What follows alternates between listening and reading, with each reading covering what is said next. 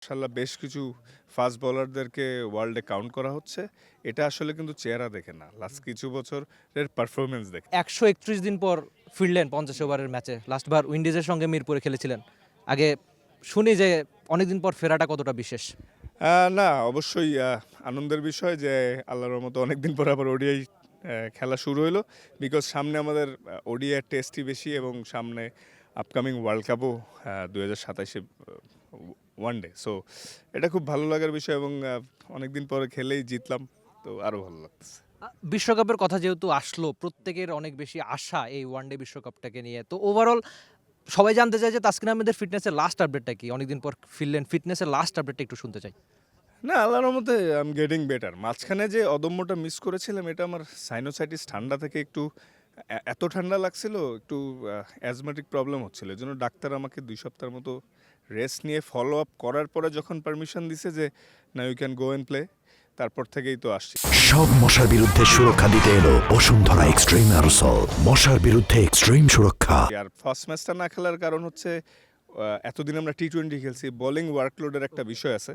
তো বোলিং ওয়ার্কলোডটা পরিপূর্ণ হওয়ার পরে এই সেকেন্ড ম্যাচ থেকে শুরু করা, কারণ আমাদের ফিজিও ট্রেনার, আমাদের ন্যাশনাল টিমের সবাই আমাদের পেস বোলারদের বোলিং মনিটরিং করে। কারণ আপনি হঠাৎ করে টি-20 থেকে যখন ওয়ানডেতে আসবেন, if you are not ready to play ODI, তখন একটা ইনজুরি হওয়ারও চান্স থাকে।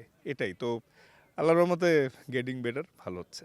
আজকে একটু আপনাদের পেসারদের নিয়ে জানতে চাচ্ছি, আমি পুরো গ্রুপটাকে নিয়ে জানতে চাচ্ছি। আপনি আইএল টি20 খেলে আসলেন, তারপর বিপিএলটা খেললেন, শরীফুল থেকে শুরু করে ফিজ, সব মিলিয়ে আপনাদের পেসাররা এখন, আমি দেখলাম যে সবশেষ নাহিদ রানাও পিএসএলে দল পেয়েছে। এই যে পেসারদের একটা ভালো করার প্রতিযোগিতা, সবার মধ্যে একটা ভালো করার তাড়না, এটা আপনি তো এখন সিনিয়র ক্যাম্পেইনার, এখন আপনার সেরাটা দেওয়ার সবচেয়ে ভালো সময়। আপনি কিভাবে দেখেন এই পেসারদের ভালো পারফরমেন্স? না, এটা খুবই আনন্দের বিষয় এবং গর্বেরও বিষয় যে বাংলাদেশের থেকে আমাদের মাশাআল্লাহ বেশ কিছু ফাস্ট বোলারদেরকে ওয়ার্ল্ডে কাউন্ট করা হচ্ছে।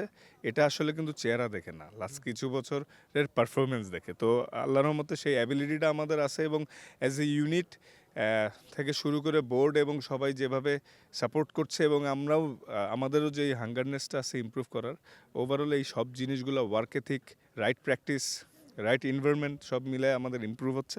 তো ইনশাল্লাহ আশা করছি এর ধারাবাহিকতা বজায় থাকবে। অ্যাট দ্য সেম টাইম আন্ডার-19-এও দেখেছি বেশ কিছু ভালো ফাস্ট বোলার আছে। তো ইনশাল্লাহ সামনে অনেক ফাস্ট বোলার আসবে Bangladesh. Thank you so much. বেশি সময় নিলাম না, অনেক শুভকামনা থাকলো আপনার জন্য। তাসকিন আহমেদ, হ্যাঁ sure. For more updates, subscribe to our YouTube channel and click on the bell icon.